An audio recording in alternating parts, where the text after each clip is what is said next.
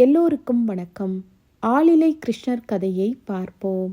ஒரு நாள் மார்க்கண்டேய மகரிஷி தனது ஆசிரமத்தில் தவத்தில் ஈடுபட்டு வந்தார். அப்போது ஒரு பெருமழை ஏற்பட்டது.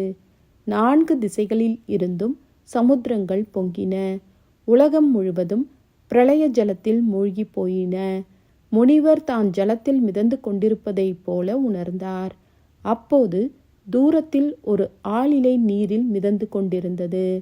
அருகில் சென்றதும் அந்த இலையின் மீது ஒரு சிறு குழந்தை படுத்திருப்பதை பார்த்தார். எல்லா ஆபரணங்களையும் அணிந்து கொண்டு அதிமோகனக்காரனாய் விளங்கிய அந்த குழந்தை தனது கைகளினால் தன் கால் கட்டை விரலை வாயில் வைத்து சூப்பிக் கொண்டிருந்தது.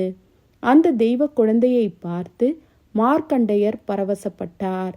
தான் ஒரு கொசுவின் உருவில் அந்த குழந்தையின் மூச்சுக்காற்றினால் இழுக்கப்பட்டு அதன் உடலுக்குள் புகுவதை உணர்ந்தார். அங்கே அந்த குழந்தையின் உள்ளேயும் வெளியேயும் தாம் முன்பு கண்ட பிரபஞ்சங்களை கண்டார். பூமி, ஆகாயம், நட்சத்திரங்கள், பஞ்சபூதங்கள் என எல்லாவற்றையும் அந்த சிசுவின் உதரத்தில் கண்டு அதிசயம் அடைந்தார். தான் தரிசித்த நரநாராயணரின் ஆசிரமத்தையும் பார்த்தார். பிறகு அந்த குழந்தையின் மூச்சு காற்றினால் வெளியே தள்ளப்பட்டார். பிரளய ஜலத்தில் வந்து விழுந்தார். மறுபடியும் வடபத்திரசாயியான, அதற்கு அர்த்தம் என்னவென்றால் ஆளிலை மேல் படுத்து கொண்டிருந்த குழந்தையை பார்த்தார். அடுத்த கணம் இந்த காட்சிகள் யாவும் மறைந்துவிட்டது. தான் பழையபடி தனது ஆசிரமத்தில் இருப்பதை கண்டார். அப்போது மார்க்கண்டேய மகரிஷி பகவானை தியானித்து வேண்டினார். உன் மாயையை கடக்க நான் உன்னை சரணடைகிறேன் என்று பிரார்த்தனை செய்தார். அந்த சமயம் பார்வதி சமேதராய் சிவபெருமான் தோன்றினார்.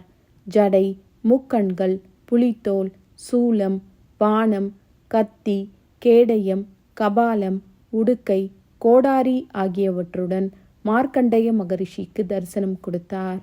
மார்க்கண்டேயர் பரமசிவனை பார்த்து வேண்டினார். பிறகு சொன்னார், ஸ்ரீ மகாவிஷ்ணுவின் அம்சமான உங்களுக்கு நமஸ்காரம். எனக்கு சதா பகவத் பக்தி இருந்து வர அனுகிரகம் புரிய வேண்டும் என்று வேண்டினார்.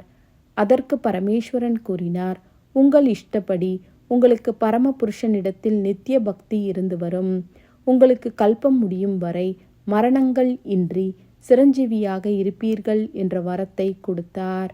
அனுகிரகம் பெற்ற மார்க்கண்டேய மகரிஷி யோகீஸ்வரராய் இன்னமும் பரம பாகவதராய் சஞ்சரித்து கொண்டிருக்கிறார்.